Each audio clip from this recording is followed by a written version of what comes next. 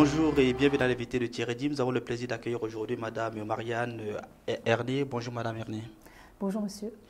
Vous êtes membre fondatrice du Cercle suisse des administratrices et également membre du comité. Vous avez lancé votre association en janvier 2014. Comment se présente aujourd'hui la situation des femmes au sein des conseils d'administration en Suisse? Alors la situation des femmes au sein des conseils d'administration en Suisse, voilà, elle est ce qu'elle est. 11,3% de femmes siègent dans les conseils d'administration, donc c'est extrêmement peu. C'est une question qui est débattue depuis très longtemps, qui évolue peu. Et un des arguments qu'on disait toujours, c'est de dire mais on ne trouve pas de femmes.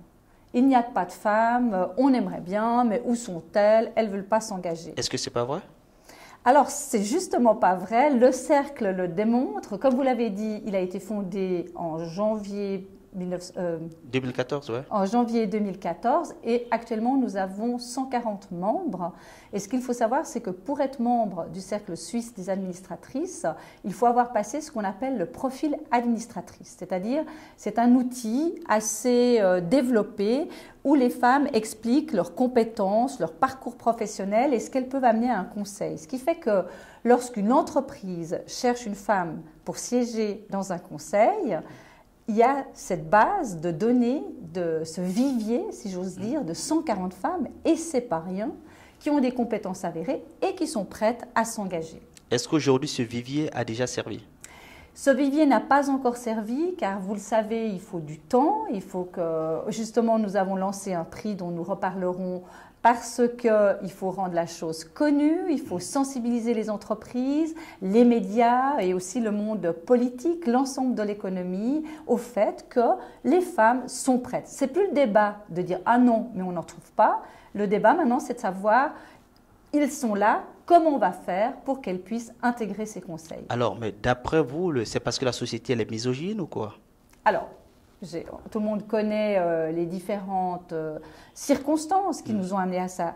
Bien sûr que d'abord, les femmes sont rentrées tardivement dans le monde du travail, mais ce qu'on sait maintenant, c'est qu'elles sont autant formées que les hommes, qu'il y a aussi un frein, ce qu'on appelle toujours le plafond de verre à tous les niveaux pour les femmes, qui est aussi le fait que, par exemple, les femmes qui ont des enfants occupent pendant longtemps des postes à temps partiel, qui fait que quand elles reprennent leur carrière, elles ont, si j'ose dire, un petit peu de retard sur leurs collègues masculins qui, eux, ont toujours travaillé à plein temps. Et puis, il y a aussi le fait que pendant longtemps, si vous voulez, on rentrait dans les conseils d'administration par cooptation. C'est-à-dire que soit vous aviez fait partie d'une association, voire de l'armée, etc., etc. Et là, les femmes étaient désavantagées. Maintenant, les choses tendent à changer, mais il faut mettre un coup d'accélérateur parce que 11,3%, c'est rien du tout.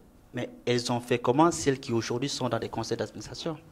Alors, voilà, elles ont travaillé, elles ont essayé de se rendre visibles et du reste, la plupart d'entre elles, si vous voulez, sont à nos côtés pour dire qu'il faut encourager les femmes et surtout motiver les entreprises à engager des femmes. Parce que mettre une femme juste pour avoir une femme, quelque part, c'est pas très glorieux.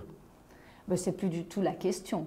Je veux dire, il y a 140 femmes qui ont des compétences, donc c'est vrai, mettre une femme pour mettre une femme, c'est vraiment pas la question. Puis entre nous, je suis pas sûre que tous les hommes qui siègent dans les conseils d'administration, voilà, aient aussi des compétences avérées. C'est pas une question d'homme ou de femme. Je veux dire, évidemment qu'on va choisir une femme compétente, mais voilà, la question se pose pour les hommes aussi, et franchement, on peut se la poser. Mais est-ce qu'il serait peut-être pas mieux de voir, on l'a vu dans certains pays, hein, d'insérer ça dans la Constitution? Est-ce que ce ne serait pas peut-être une solution?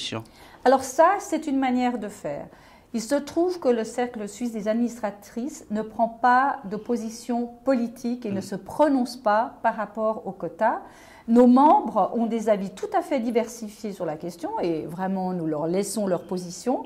Nous disons, nous avons un vivier, nous avons 140 femmes qui sont prêtes à engager, vous pouvez les trouver, nous mettons un outil à disposition, allons-y.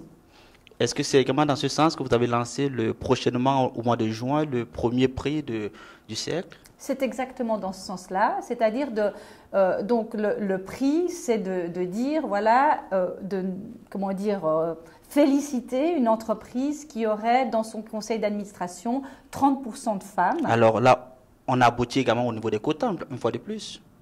Pas du tout, parce que les quotas... Parce qu'il faut quand même 30%. Oui, mais les quotas, c'est une loi. Vous pouvez tout à fait décider de mettre des femmes dans votre conseil d'administration et on espère que les gens le feront sans qu'il y ait une loi. Bien sûr que si vous voulez 30%, l'Allemagne vient de l'introduire et ce n'est pas les seuls, hein, d'autres l'ont déjà fait. Donc si vous voulez, là ce n'est pas constitutionnel, il y a des entreprises qui ont déjà 30%, mais 30% c'est un début, monsieur. On s'attend à plus, bien sûr, à l'avenir. Et avec le prix, ce sera peut-être davantage alors? Le prix, disons, le minimum, c'est d'avoir une entreprise qui a au minimum 50 employés, 5 personnes dans son conseil d'administration, dont 30% de femmes. C'est le critère du prix. C'est un critère justement qu'on a choisi, puisque c'est une tendance maintenant de dire que ce serait le minimum à avoir dans les conseils. Et le prix, il sera annuel ou alors chaque 2 ans, chaque 3 ans? C'est notre premier, mais normalement, il devrait devenir annuel. Et pour devenir membre de votre association, il faut bien entendu être une femme.